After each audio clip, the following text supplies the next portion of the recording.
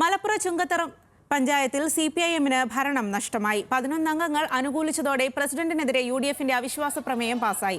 20-അംഗ ഭരണസമിതിയിൽ CPIM-നും UDF-നും 10 വീതം അംഗങ്ങളായിരുന്നു. Vice president CPIM-ലെ Nusaiba Sudheer അവിശ്വാസത്തെ അനുകൂലിച്ച് vote ചെയ്തു. വോട്ടെടുപ്പിന് മുൻപ് LDF-UDF പ്രവർത്തകർ നടുറോഡിൽ ഏറ്റുമുട്ടി.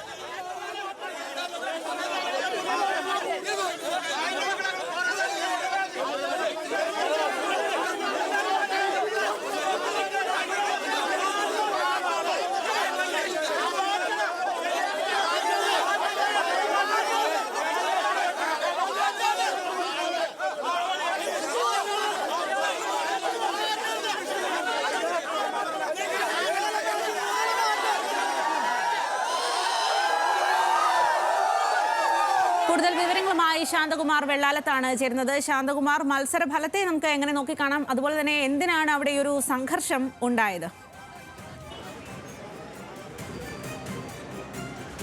അത് തന്നെയാണ്. 20 അംഗങ്ങളാണ് ചുങ്കത്തറ ഗ്രാമപഞ്ചായത്തിലുള്ളത്. 10 പേർ LDF-നും 10 പേർ UDF-നുമായിരുന്നു. അതിൽ ഒരു അംഗമാണ് പഞ്ചായത്തിൻ്റെ വൈസ് പ്രസിഡന്റ് ആയിരുന്ന നുസൈബ സുധീറാണ് കൂറുമാറി UDF-നൊപ്പം നിന്നത്. അങ്ങനെയാണ് CPM-ന്റെ ഭരണം നഷ്ടം സംഭവിച്ചിരിക്കുന്നത്. ഈ കൂറുമാറിയ നുസൈബ സുധീർ PV അൻവറിൻ്റെ തൃണമൂൽ കോൺഗ്രസിൻ്റെ നേതാവിൻ്റെ ഭാര്യ കൂടിയാണ്. അതുകൊണ്ട് തന്നെ തൃണമൂൽ കോൺഗ്രസിൻ്റെ PV അൻവറിൻ്റെ നേതൃത്വത്തിൽ ഒരു അട്ടിമറി തന്നെയാണ് ഇപ്പോൾ ചുങ്കത്തറയിൽ നടന്നിരുന്നത് എന്ന് തന്നെ പറയാം. PV അൻവർ ഉൾപ്പെടെ തൃണമൂൽ കോൺഗ്രസ് പ്രവർത്തകരും രാവിലെ മുതൽ തന്നെ ചുങ്കത്തറ പഞ്ചായത്ത് ഓഫീസിന് മുന്നിലുണ്ടായിരുന്നു.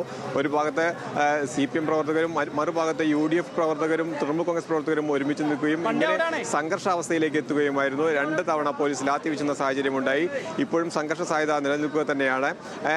എന്തായാലും CPM-ന് ചുങ്കത്തറ പഞ്ചായത്തിൽ ഭരണം നഷ്ടമായി എന്നുള്ളത് തന്നെയാണ് ഏറ്റവും പ്രധാനപ്പെട്ടത്. അത് നിലമ്പൂരിനെ സംബന്ധിച്ചിടത്തോളം PV അൻവറിൻ്റെ സ്വാധീനം കൂടി അതിനകത്ത് ഉണ്ടായിട്ടുണ്ട്. PV അൻവറിനെ പൂർണ്ണമായും സംരക്ഷിക്കും. അദ്ദേഹത്തെ ഇതുമായി ബന്ധപ്പെട്ട ഏതെങ്കിലും രീതിയിൽ അദ്ദേഹത്തെ ആക്രമിക്കാനോ മറ്റുള്ള രീതി CPM തുടർന്നാൽ അത് UDF സംരക്ഷിക്കും എന്നുകൂടി ആരാധന ഷൗക്കത്തെ കുറച്ചു മുമ്പ് പറയുകയുണ്ടായി.